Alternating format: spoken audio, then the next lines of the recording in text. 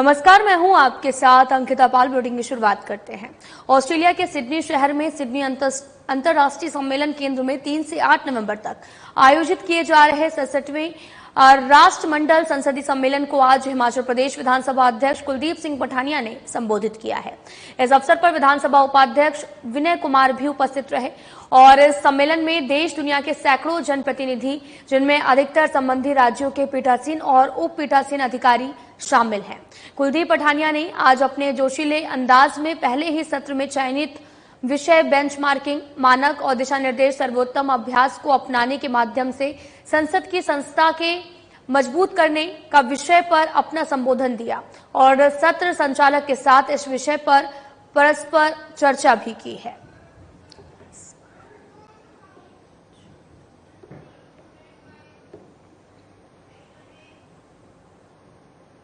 हिमाचल प्रदेश के टीसीपी और तकनीकी शिक्षा मंत्री राजेश धर्मानी बिलासपुर दौरे पर पहुंचे हैं, जहां उन्होंने कांग्रेस पार्टी जिला कार्यालय इंदिरा भवन में कार्यकर्ताओं की समस्याओं को सुना और उनके निपटारे के लिए प्रशासनिक और विभागों के अधिकारियों को निर्देश दिया है।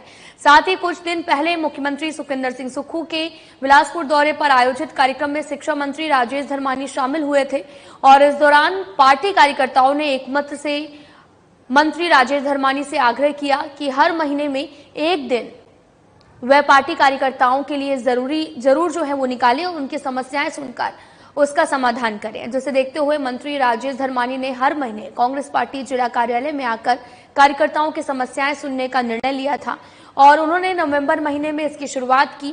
वहीं इस दौरान जिला भर से कांग्रेस कार्यकर्ताओं ने पार्टी कार्यालय पहुंचकर कैबिनेट मंत्री राजेश धर्मानी के समक्ष अपनी समस्याएं रखी और जल्द से जल्द इसके समाधान की मांग की। राजेश धर्मानी ने कहा कि हर महीने की पहले सोमवार को वे कांग्रेस पार्टी कार्यकर्ताओं की समस्याओं को सुनेंगे। इसके समाधान को लेकर संबंधी अधिकारियों, मंत्रियों और मुख्यमंत्री के समक्ष रखेंगे। कुछ दिन पहले जिला कांग्रेस कमेटी की बैठक थी, जिसमें कई कार्यकर्ताओं ने ये सुझाव दिए और बाद में फिर सभी ने एक मत से ये कहा कि आप महीने में एक बार यहाँ कार्यकर्ताओं की समस्याएं जुड़ने के लिए आए।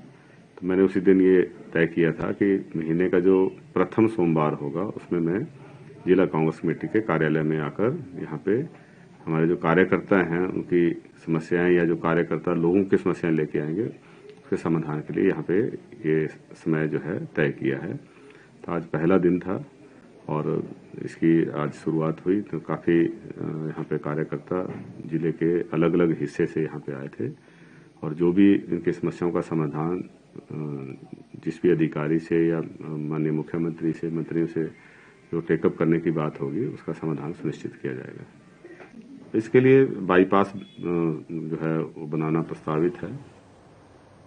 शिमला में कैबिनेट मंत्री जगत सिंह नेगी ने नेता प्रतिपक्ष पे के लगाए गए आरोपों पर कहा कि जयराम ठाकुर आजकल बेकार बैठे हैं। ज्वलन विषय पर बात करें तो हम उनको सीरियसली लेंगे। जगत सिंह नेगी ने कहा कि नेता प्रतिपक्ष जयराम ठाकुर गारंटियों को लेकर झूठ बोल रहे हैं। ओपीएस बहाल की जो केंद्र में बीजेपी सरकार के समय में बंद हुई थी, 1 साल में हमने 30,000 नौकरियां दी। महिलाओं को 1500 देने का काम चरणबद्ध तरीके से शुरू किया। पीएम मोदी अपने गारंटियों को भुलाकर हमारी गारंटियों के पीछे पड़े हैं। नेता प्रतिपक्ष जयराम ठाकुर ने कर्ज लेकर प्रदेश को चलाया है और केंद्र सरकार पीएसयू बेचकर सरकार चला रही है। अब नेता प्रतिपक्ष जयराम जी के बारे में ज्यादा बोलना भी नहीं चाहिए, क्योंकि जयराम जी आजकल जो है बेले बैठे हुए हैं। उनके पास नुक्ताचीनी के सिवाय कोई काम बचा भी नहीं है। अगर किसी ज्वलंत विषय को लेके बात करें तो हम थोड़ा उनको जो है सीरियसली ले भी ले, परंतु रोज उनको कुछ न कुछ कहने की आदत पड़ गई है और जब अपने कार्यकाल की बात हो उसके बारे में ये जो है कुछ भी नहीं बताएंगे। अभी आप देख लीजिए, रोज जयराम जी का स्टेटमेंट आता है कि ये सरकार गिर गई। अब वो बोलते बोलते थक गए। अब उसको अब पीछे छोड़ के आजकल ये बोलना शुरू हुआ कि 2 साल में कुछ नहीं हुआ और कोई गारंटी पूरी नहीं हुई। इतनी बड़ी जो है झूठी बात जयराम जी कह रहे हैं और लोग कैसे विश्वास करेंगे। हमारी सबसे बड़ी गारंटी थी कि हमने पुरानी पेंशन योजना को लागू करना था। सोलन में बीजेपी प्रदेश अध्यक्ष राजीव बिंदल ने प्रेस वार्ता को संबोधित किया। इस दौरान उन्होंने कहा कि बीजेपी संगठन को मजबूत कर रही है। इसी कड़ी में बीजेपी का सदस्यता अभियान जारी है। बिंदल ने बताया कि अभी तक बीजेपी ने 14 लाख ऑनलाइन सदस्य समूचे प्रदेश में बना लिए हैं। इसके अलावा ऑनलाइन सदस्यता अभियान भी निरंतर जारी है। उन्होंने कहा कि 15 नवंबर तक सदस्यता अभियान के तहत 16 लाख सदस्य बनाने का लक्ष्य है और बीजेपी अपने ही रिकॉर्ड को तोड़ेगी। ये बात बीजेपी प्रदेश अध्यक्ष डॉक्टर राजीव बिंदल ने सोलन में पत्रकारों से बातचीत करते हुए कही। डॉक्टर राजीव बिंदल ने बताया कि प्रदेश में सभी 8000 बूथों पर 11 से 30 नवंबर तक नई समितियों का गठन किया जाएगा, जिसके लिए 10 नवंबर को प्रशिक्षण वर्ग भी आयोजित किया जाएगा। डॉक्टर राजीव बिंदल ने कहा कि बीजेपी संगठन को मजबूत कर रही है ताकि आगामी समय में किसी भी चुनौती से निपटा जा सके। जनता पार्टी का सदस्यता अभियान बहुत ही कामयाब रहा। हमारे ऑनलाइन सदस्यता पिछले कल तक 4,40,000 के आसपास 14,40,000 के आसपास हो चुकी है और इसके अतिरिक्त ऑफलाइन जो है उसकी एंट्री जारी है। हम ये मान के चलते हैं कि लगभग 16 लाख सदस्यता 15 तारीख तक पूर्ण होगी। भारतीय जनता पार्टी का अपना ही जो रिकॉर्ड है वो भारतीय जनता पार्टी ने हमारे श्रेष्ठ कार्यकर्ताओं ने इसको तोड़ा है। सक्रिय सदस्यता अभियान जारी है। इस महीने संभवतः 15 तारीख तक सक्रिय सदस्यता पूर्ण करने की दृष्टि से कार्यकर्ता आगे बढ़े हैं। बद्दी के नवनिर्वाचित अध्यक्ष सुरजीत सिंह चौधरी ने पद और गोपनीयता की शपथ ली है। आपको बताते चले कि एसडीएम विवेक महाजन ने उन्हें शपथ दिलाई। इस मौके पर नगर पालिका अध्यक्ष ने अपनी प्राथमिकताएं बताई। उन्होंने कहा कि बद्दी को एक स्वच्छ और साफ सुथरा शहर बनाया जाएगा। यहाँ पर स्ट्रीट लाइटें लगाई जाएंगी। बद्दी साई मार्ग पर पानी की व्यवस्था करने और खेल मैदान बनाने के लिए सीपीएम रामकुमार के समक्ष मांग रखी गई। उन्होंने ये भी कहा कि हर सप्ताह हर वार्ड का दौरा करेंगे और पार्षदों को साथ लेकर लोगों की समस्याओं को सुनेंगे और अपने स्तर की समस्याओं का निस्तारण मौके पर किया जाएगा। वहीं सीपीएम रामकुमार चौधरी ने कहा कि बद्दी में सीवरेज योजना को लेकर 26 करोड़ रुपए स्वीकृत हुए हैं। नई सीवरेज लाइन पुरानी लाइन से समांतर चलेगी और इसके टेंडर हो चुके हैं और जल्द ही प्रदेश के सीएम सुखविंदर सिंह सुक्खू इसका शिलान्यास भी करेंगे। आपको बताते चले कि बद्दी के नवनिर्वाचित अध्यक्ष सुरजीत चौधरी ने पद और गोपनीयता की शपथ ली है। आज नगर परिषद बद्दी को चौथा चेयरमैन जो है मिला है भाई सुरजीत जी के रूप में, तो इनको मैं बधाई देता हूं। और बहुत सारे कार्यों की इन्होंने यहाँ डिमांड रखी, उन सभी कार्यों की अनाउंसमेंट मैंने लाखों रुपए की घोषणाएं, लगभग 50-60 लाख रुपए की घोषणाएं आज यहाँ की है। 2 ट्यूबवेल बद्दी मार्केट के लिए, पेयजल योजना के लिए 36 करोड़ की नई सीवर स्कीम जो है वो बद्दी को दे दी है, जिसका स्टोन ले जो माननीय मुख्यमंत्री हिमाचल प्रदेश प्राथमिकता है कि हम कितना भी साफ सुथरा करेंगे शहर को अपने को, क्योंकि यहाँ कचरे का बुरा हाल है, जो गंदगी के आलम है उसको सारा सफाई करेंगे और जितने भी विकास के कार्य ठप पड़े हैं उनको आगे सुचारू रूप से चलाएंगे और हर बाड़ में हर जगह जाके हम खुद लोगों से उनकी समस्याएं सुनेंगे और उनका समय समय पर निदान करेंगे। और जो भी प्रॉब्लम है, जैसे स्ट्रीट लाइट्स है हमारी जहाँ जहाँ बंद है।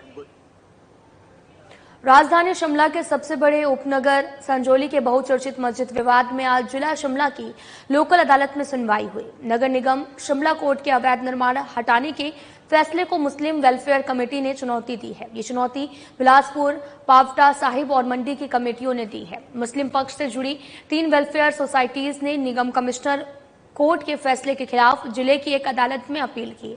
इन सभी का दावा है कि संजौली की मस्जिद कमेटी पंजीकृत नहीं है और इसके अध्यक्ष मोहम्मद लातीफ की ओर से दिया गया हलफनामा और गैर कानूनी है।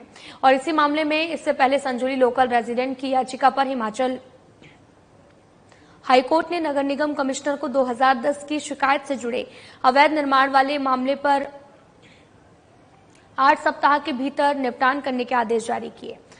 संजौली मस्जिद मामले में ऑल हिमाचल मुस्लिम लीग के प्रवक्ता नजाकत अली हाजमी की याचिका पर जिला सत्र अदालत में सुनवाई हुई है।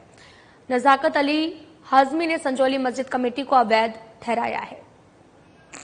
हमारी जो एप्लीकेशन है, जो 21 अक्टूबर 2024 का जो माननीय हाईकोर्ट का जो ऑर्डर है, उसमें उन्होंने हमारे को ये डायरेक्शन दी है कोर्ट को कि जब भी आप इस केस की सुनवाई करें तो स्टेक होल्डर को बिना सुने इस केस की सुनवाई ना करें।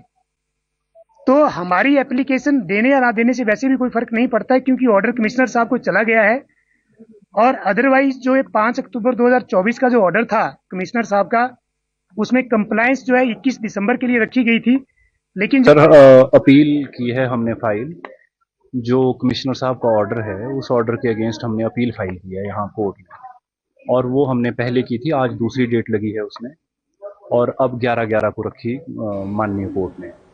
और 11/11 को उस दिन मेंटेनेबिलिटी और अदर इश्यूज जो हैं उनको लेकर और जो पार्टियां एरे होना चाहती हैं।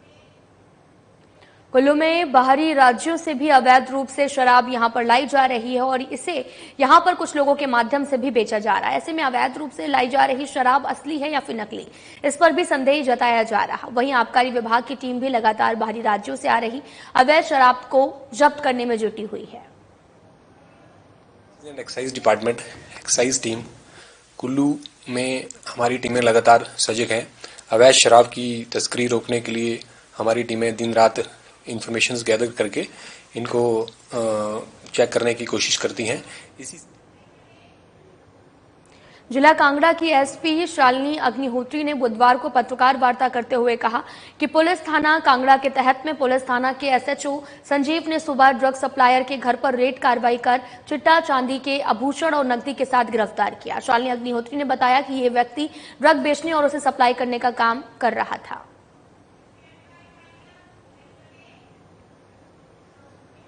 फ्लावर डे में इतना ही। नमस्कार।